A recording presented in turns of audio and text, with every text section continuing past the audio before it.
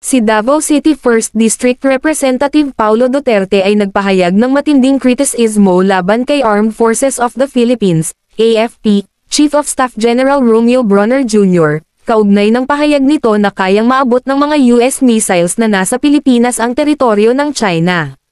Ayon kay Duterte, tila mas pinapabore ni Bronner ang interes ng Estados Unidos kaysa sa kapakanan ng sambayanang Pilipino. Sa isang pahayag online, kinwestiyon ni Duterte kung ang ganitong pananalita ay tunay na para sa pambansang depensa o pagpapakita lamang ng katapatan sa Amerika.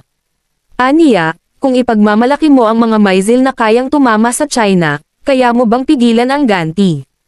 O isusugal mo ang buhay ng mga Pilipino para lamang ipakita kung sino ang mga boss mo? Dagdag pa ni Duterte, dapat pagtuunan ng AFP ang mga tunay na banta sa seguridad ng bansa tulad ng korupsyon, maling paggamit ng pondo, at pang-aabuso ng kapangyarihan, sa halip na makisangkot sa alitan ng mga dayuhang bansa. Samantala, iginiit ni Bronner na layunin lamang ng Enhanced Defense Cooperation Agreement ang palakasin ang kakayahan ng AFP, at hindi dapat panghimasukan ng China ang mga hakbang ng Pilipinas para sa sariling depensa.